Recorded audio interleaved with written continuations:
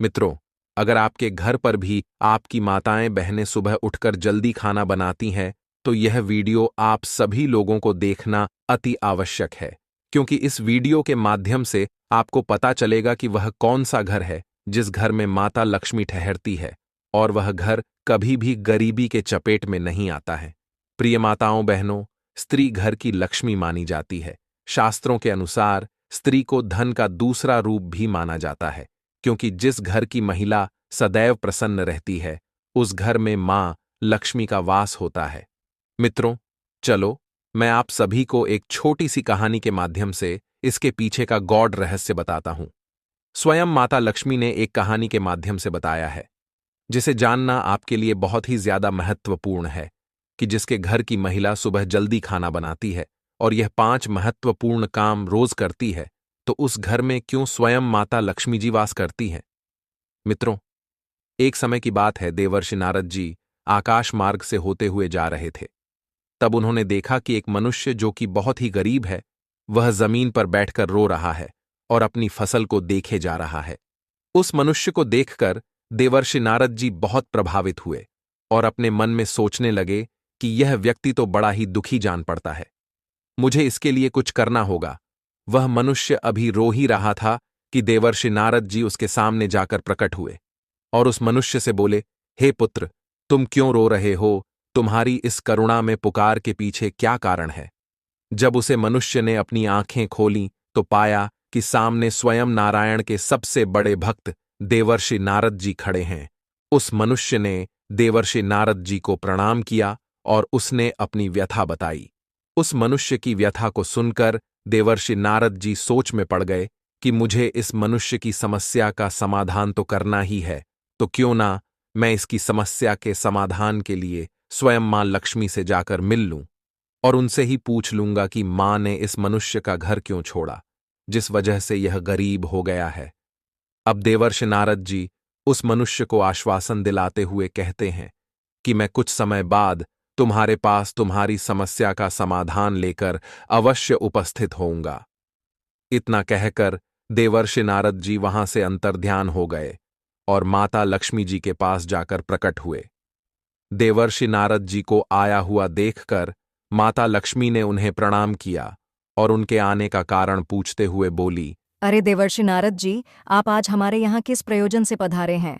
तब देवर्षि नारद जी ने माता को प्रणाम करते हुए कहा कि हे माते, आज जब मैं आकाश मार्ग में विचरण कर रहा था, तब मैंने देखा कि एक मनुष्य अपने खेत में बैठकर विलाप कर रहा है। वह मनुष्य बहुत जोर जोर से रो रहा था। उसका ऐसा रोना मुझे देखा नहीं गया।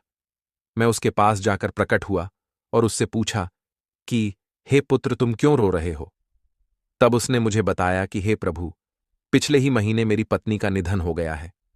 मेरी एक पुत्री है, वही मुझे खाना बनाकर खिलाती है, लेकिन मेरी पत्नी के मरने के बाद मैं दिन ब दिन गरीब होता जा रहा हूं। पता नहीं क्यों मेरी पत्नी के मरने के बाद माता लक्ष्मी मेरे घर को छोड़कर चली गई है।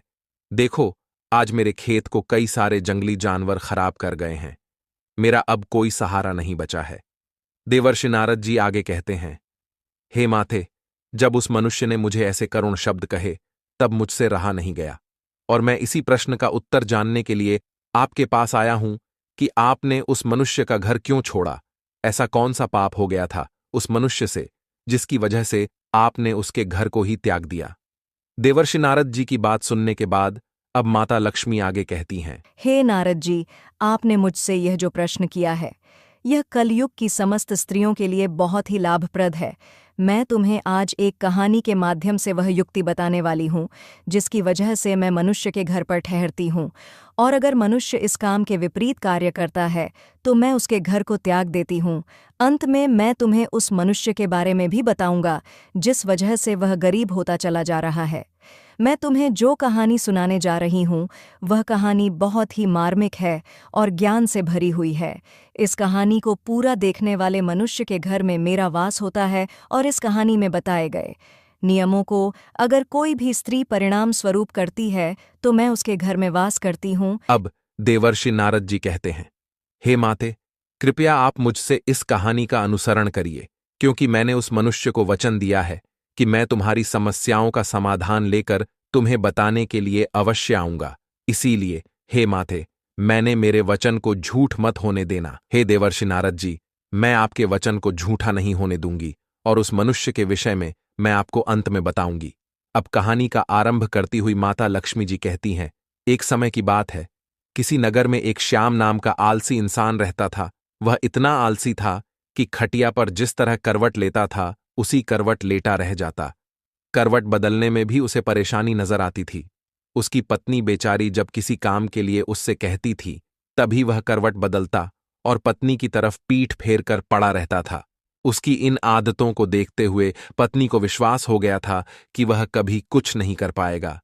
एक दिन पत्नी ने बड़े ही प्रेम से उसे समझाया और बोली, मैं जानती हूँ कि तुम्हें खटिया से उठने में कष्ट होता है, किंतु इस तरह एक ही करवट लेटे रहने से भी आदमी नाकारा हो जाता है, और आप बाहर नहीं जाना चाहते हो तो खटिया पर बैठे बैठे ही कुछ करते रहो। तब वह श्याम सोचने लगा, ऐसा कौन सा काम है जिसे खटिया पर बैठे बैठे ही किया जा सकता है। कुछ देर बाद उसकी समझ में बात आई। वह खुश होकर अपनी पत्नी से बोला, अरे सुनती हो, मैंने बैठे बिठाए काम ढूंढ लिया है, अब चिंता करने की जरूरत नहीं है। तब उसकी पत्नी प्रसन्न हुई कि अब कुछ तो घर का काम होगा। उसने सब्जी की टोकरी में चाकू रखा और उसके आगे रखती हुई बोली, अब बैठे बैठे सब्जी काट डालो। अब सब्जी और चाकू देकर वह वहां से चली गई, किंतु आलसी ने तो उस ओर ध्यान ही नहीं दिया। थोड़ी देर बाद पत्नी जब सब्जी लेने पहुंची तो पाया कि पतिदेव खटिया पर बैठे हुए मक्खी गिन रहे हैं। 1 2 3 4 5 पत्नी ने देखा, उनके बिस्तर पर 7 मक्खियां मरी पड़ी हैं। पत्नी को देखते ही अब श्याम उछल कर बोला, देखा मेरा कमाल, मैंने कितनी फुर्ती से 7 मक्खियों को मौत के घाट उतार दिया है। अब देखना तुम, मैं पूरे दिन में कितनी मक्खियां मार सकता हूं। अब उस आलसी महाराज को तो अब यही धुन सवार हो गई उसे। जहां मक्खी दिखती वह वहीं फट से हाथ मार देता। कई बार तो अपनी ही गर्दन पर इतनी जोर से हाथ जमाया कि उसकी गर्दन टेढ़ी हो गई। कई बार पत्नी की नाक तोड़ दी। मक्खी मारने के चक्कर में उसने घर के बर्तन तोड़ डाले, क्योंकि श्याम ने प्रतिज्ञा कर ली थी कि कम से कम वह 1000 मक्खियां मार कर ही दम लेगा। जल्दी ही वह दिन भी आ गया जब उसकी प्रतिज्ञा पूरी हो गई।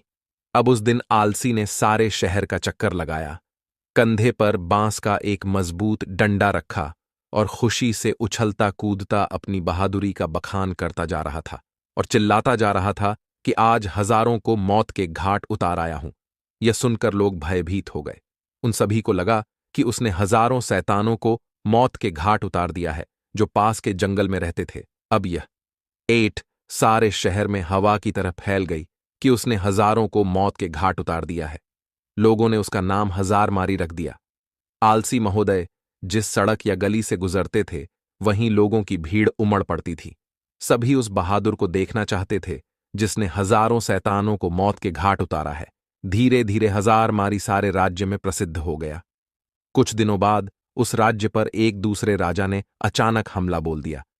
राजा के पास उस समय कोई अच्छा सेनापति नहीं था। उसने दूतों को आदेश दिया कि वे तुरंत सारे राज्य में घूम कर देखें और जहां भी उन्हें सेनापति के योग्य कोई युवक दिखाई दे उसे फौरन हमारे दरबार में हाजिर करें। आदेश पाते ही दूर जहां तहां शहरों में उसके सैनिक घूमने लगे। उन्हीं दिनों में हजार मारी का नाम सर्वत्र गूंज रहा था। दूतों ने जब हजार मारी का नाम सुना तो वे उसके घर जा पहुंचे। राजा के दूतों को अपने घर पर आया हुआ देखकर हजार मारी भय से कांपने लगा। वह घर के अंदर एक अंधेरे कोने में दुबक कर बैठ गया। उन सभी सैनिकों ने पत्नी से बातचीत होने पर मालूम हुआ कि राजा ऐसे बहादुर को अपना सेनापति बनाना चाहते हैं जिसने हजारों दैत्यों को मारा हो, इसलिए तुम उसे जल्दी हमारे साथ भेज दो। पत्नी को लगा जैसे वह कोई सपना देख रही है। अपने पति की असलियत को वह जानती ही थी। अब वह सोचने लगी, काश ऐसा हो सकता। किसी तरह राजा के दूत हजार मारी को अपने साथ लेकर राजा के दरबार में पहुंचे। उस लंबे तगड़े नौजवान को जब राजा ने अपने सामने खड़ा पाया तो वह मन ही मन बहुत प्रसन्न हुआ और पूछा, तुम्हारा ही नाम हजार मारी है? आलसी बोला, जी हुजूर, मुझे ही हजार मारी कहते हैं। राजा बोला, तुम्हारी बहादुरी के चर्चे हमने सुने हैं। हम चाहते हैं कि शत्रु के साथ हो रहे इस युद्ध में तुम हमारी सेना का संचालन करो। कांपते हुए हजार मारी ने राजा की आज्ञा को स्वीकार कर लिया और इस बात की सूचना अपनी पत्नी को देने के लिए घोड़े पर सवार होकर पत्नी के पास जा पहुंचा। और अपनी पत्नी से राजा द्वारा कहे गए सभी शब्दों को कह दिया। यह सुनकर पत्नी की खुशी का ठिकाना न रहा। उसने सोचा, 1000 मारी सेनापति तो बन गया है, परंतु वह शत्रु की सेना का मुकाबला कैसे करेगा? कहीं यह डरपोक आदमी युद्ध के मैदान में घोड़े से उतरकर भाग आया तो राजा इसे जीवित नहीं छोड़ेंगे। उसने एक मजबूत रस्सी से 1000 मारी को घोड़े से बांधना शुरू किया। 1000 मारी ने पूछा, यह क्या कर रही हो? 1000 मारी की पत्नी ने जवाब दिया कि मैं आपको घोड़े के साथ बांध रही हूँ। तब 1000 मारी ने पूछा कि ऐसा किस लिए कर रही हो? तब पत्नी ने जवाब दिया कि मैं आपको घोड़े से इसलिए बांध रही हूँ कि कहीं आप लड़ाई के लिए उतावले होकर घोड़े से कूद न पड़े और आप पैदल ही न लड़ने लगे। अब पत्नी के इतना कहने के बाद 1000 मारी फिर से राजा के महल में चल दिया। वापस लौटने पर भरे दरबार में जब लोगों ने 1000 मारी को घोड़े से बंधा हुआ पाया तो उनका उत्साह और भी बढ़ गया। उन्होंने सोचा, ऐसा वीर सेनापति दूसरा और कौन हो सकता है? तब सेना युद्ध के लिए तैयार थी। राजा की आज्ञा पाते ही 1000 मारी के नेतृत्व में वे युद्ध भूमि की ओर चल पड़े। शत्रु की सेना को जब मालूम हुआ कि एक बड़ी फौज के साथ 1000 मारी मुकाबला करने चल पड़ा है तो उनके योद्धाओं का मनोबल टूट गया, क्योंकि उन्होंने सुन रखा था कि 1000 मारी अकेला ही हजारों को मार गिराता है। यह नाम सुनते ही बड़े बड़े योद्धाओं के होश उड़ गए। उन्हें साक्षात अपनी मृत्यु नजर आने लगी। उधर 1000 मारी की सेना का उत्साह आसमान को छू रहा था। मैदान में पहुंचते ही वे शत्रु की सेना पर टूट पड़े। दोनों सेनाओं के बीच घमासान युद्ध होते देख 1000 मारी अपने घोड़े के साथ एक घने जंगल में जाकर छिप गया, किंतु उसकी सेना ने शत्रुओं को दम न लेने दिया। वह शत्रु का मुकाबला करती हुई उसे खदेड़ ले गई और अपने राज्य से निकाल बाहर कर दिया। शत्रु पर विजय पाने के बाद अपने सेनापति की जय जयकार करते हुए जब सैनिक वापस लौटने लगे तो 1000 मारी भी जंगल से निकलकर उनके बीच में शामिल हो गया। वापस लौटने के बाद नगर में धूमधाम से विजय उत्सव मनाया गया। 1000 मारी की वीरता पर राजा प्रसन्न हो उठे। उन्होंने 1000 मारी के पास जाकर कहा कि मेरे बहादुर सेनापति, हमें तुम पर गर्व है। तुम्हारी अद्वितीय वीरता के कारण हमें विजय प्राप्त हुई है। इसके लिए पुरस्कार स्वरूप हम तुम्हें 1000 स्वर्ण मुद्राएं देते हैं। साथ ही हमेशा के लिए तुमको हम अपनी सेना का प्रधान सेनापति नियुक्त करते हैं। ये घोषणा सुनकर 1000 मारी बहुत प्रसन्न हुआ और मन ही मन अपने भाग्य को सराहने लगा। इसके बाद राजा ने पूछा कि बहादुर सेनापति 1000 मारी जी, आप हमें यह बताइए कि आप इतना बहादुरी भरा काम इतनी आसानी से कैसे कर लिए? तब 1000 मारी ने बड़े ही गर्व के साथ जवाब देते हुए कहा कि हे राजन, यह जो कुछ भी हुआ है यह सब मेरी समझदार और बहादुर पत्नी की वजह से हुआ है। इसमें एक बहुत ही गुप्त राज छिपा हुआ है जिसे मैं आपको अकेले में राजमहल से बाहर अपने घर पर ही बताना चाहूंगा। राजा ने पूछा कि सेनापति 1000 मारी, यह बताओ कि तुम यहां वह गुप्त बात क्यों नहीं बता सकते हो? तो उसने कहा, यही तो मेरी सफलता का राज है जिसे मैं सबके सामने नहीं बता सकता। आपको मेरे साथ बाहर मेरे घर चलना पड़ेगा। राजा ने कहा, ठीक है, मैं तुम्हारे साथ राजमहल से बाहर तुम्हारे घर जाने के लिए तैयार हूं। तब राजा और सेनापति दोनों एक साथ राजमहल से सेनापति 1000 मारी, जिसका नाम कभी श्याम था, उसके घर गए। जब वह घर पहुंचे तो उन्होंने देखा कि सेनापति 1000 मारी की पत्नी अपने घर में बैठी बड़ी बेसब्री से अपने पति का इंतजार कर रही थी। जैसे ही 1000 मारी की पत्नी ने सुबह सुबह अपने पति और राजा साहब को अपने घर पर आया हुआ देखा, वह तुरंत उठी और राजा साहब के सम्मान के लिए उपयुक्त व्यवस्था करने में जुट गई।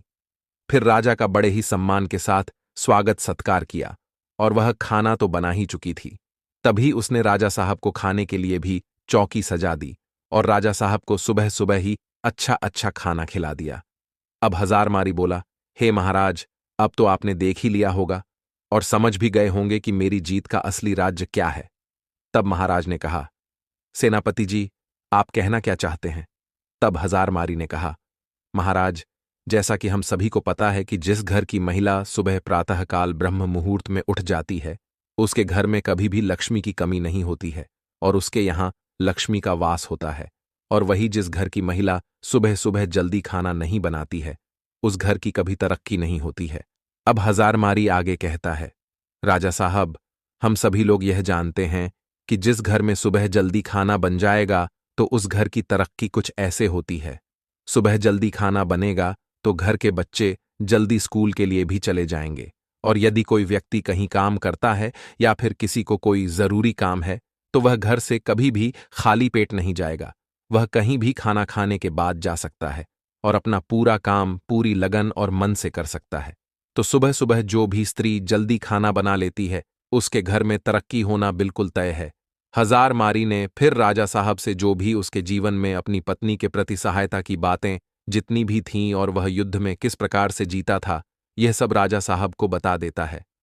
तब राजा साहब यह सब जानने के बाद कहते हैं, आपने बिल्कुल सही कहा सेनापति जी। जिस घर की महिला सुबह जल्दी ब्रह्म मुहूर्त में उठकर सारे घर के कार्य कर लेती है और सुबह जल्दी खाना बना लेती, उस घर की तरक्की तो बिल्कुल तय है। उसके बाद राजा साहब ने हजार मारी की पत्नी को ढेर सारी अशर्फियां और जवाहरात से सम्मानित किया। अब माता लक्ष्मी जी कहती हैं, हे देवर्षि नारद जी, अब तो आपको अच्छी तरह से समझ में आ गया होगा कि किसी भी घर की तरक्की के लिए महिला का योगदान सर्वोपरि होता है। और कहते हैं ना कि किसी भी कामयाब व्यक्ति के पीछे किसी महिला का हाथ जरूर होता है। और घर की महिला यदि चाहे तो घर को स्वर्ग बना सकती है और चाहे तो नर्क। हे देवर्षि नारद जी, अब मैं तुम्हें बताती हूँ कि उस मनुष्य के घर पर गरीबी क्यों पसरी हुई है और मैंने उसके घर से प्रस्थान क्यों किया है। क्योंकि उस मनुष्य की पत्नी के मरने के बाद उसकी पुत्री समय पर कोई कार्य नहीं करती है। वह सुबह 8 बजे उठती है और 10 बजे तक खाना बनाया करती है। न कोई पूजा पाठ करती है, न ही धर्म से चलती थी। वह अपने मासिक धर्म के दौरान भी खाना बनाती थी। इसलिए ही मैंने उस मनुष्य के घर को छोड़ दिया था। इस वजह से ही वह मनुष्य अब गरीब है। अब देवर्षि नारद जी माता लक्ष्मी की इतनी बात सुनने के बाद कहते हैं, हे माते, आपका मुझे इस कथा के माध्यम से और उस मनुष्य के जीवन के बारे में निष्कर्ष प्रदान करने के लिए आपका धन्यवाद। अब मैं उस मनुष्य की समस्या का समाधान कर पाऊंगा। अब माता लक्ष्मी जी कहती हैं, हे देवर्षि, मैं आपको 5 बातें बताती हूँ जिस वजह से मैं मनुष्य के घर में वास करती हूँ। पहला, स्वच्छता। जहाँ घर में स्वच्छता और साफ सफाई का ध्यान रखा जाता है वहाँ मेरा वास होता है। गंदगी और अव्यवस्था मुझको अप्रिय लगती है, इसलिए घर का हर कोना स्वच्छ और सुसज्जित रखना चाहिए। दूसरा, सत्कार और सम्मान। जहाँ घर के सदस्यों और अतिथियों का आदर सत्कार होता है वहाँ मैं प्रसन्न रहती हूँ। अतिथियों के स्वागत और सेवा में तत्पर रहने वाले हमेशा ही मेरा आशीर्वाद पाते हैं। तीसरा, धार्मिकता और पूजा। जिन घरों में नियमित रूप से पूजा पाठ होता है वहाँ मैं वास करती हूँ। विशेष रूप से लक्ष्मी पूजा, दीपावली और शुक्रवार के दिन मेरी पूजा करना अत्यंत आवश्यक है। मैं इस दिन प्रसन्न होती हूँ। चौथा, परिश्रम और ईमानदारी। जहाँ परिश्रम, ईमानदारी और धर्म के मार्ग पर चलने की प्रवृत्ति होती है वहाँ पर मैं निवास करती हूँ। आलस्य और अनैतिकता से मैं दूर चली जाती हूँ। पांचवा, धन और दान की सही दिशा। जहाँ लोग धन का सदुपयोग करते हैं, जरूरतमंदों की सहायता करते हैं और धार्मिक कार्यों में दान करते हैं, वहाँ मेरी कृपा बनी रहती है। माता लक्ष्मी की इतनी बात सुनकर देवर्षि नारद जी माता लक्ष्मी को प्रणाम करते हैं और वहां से अंतर्ध्यान हो जाते हैं और उस मनुष्य को सारी बातें जाके बताते हैं। वह मनुष्य अब देवर्षि नारद जी के बताए रास्ते पर चलता है। इस वजह से अब धीरे धीरे उसके घर में भी माता लक्ष्मी का प्रवेश होने लगता है। वह भी अब एक खुशी जीवन जीने लगता है। मित्रों, यही था आज का वीडियो। आपको हमारा आज का वीडियो कैसा लगा हमें कमेंट करके अवश्य बताना और इस वीडियो को ज्यादा से ज्यादा लोगों में शेयर भी अवश्य करना ताकि उनको भी इसके बारे में पता चल सके और वह भी माता लक्ष्मी जी को खुश कर पाए, उन्हें भी गरीबी से मुक्ति मिल जाए। इसलिए मित्रों, इस वीडियो को शेयर अवश्य करें। बाकी मित्रों, आप सभी का वीडियो को यहां तक देखने के लिए दिल से धन्यवाद। मित्रों, अगर आपके घर पर भी आपकी माताएं बहनें सुबह उठकर जल्दी खाना बनाती हैं तो यह वीडियो आप सभी लोगों को देखना अति आवश्यक है, क्योंकि इस वीडियो के माध्यम से आपको पता चलेगा कि वह कौन सा घर है जिस घर में माता लक्ष्मी ठहरती है और वह घर कभी भी गरीबी के चपेट में नहीं आता है। प्रिय माताओं बहनों, स्त्री घर की लक्ष्मी मानी जाती है। शास्त्रों के अनुसार स्त्री को धन का दूसरा रूप भी माना जाता है, क्योंकि जिस घर की महिला सदैव प्रसन्न रहती है उस घर में मां लक्ष्मी का वास होता है। मित्रों, चलो मैं आप सभी को एक छोटी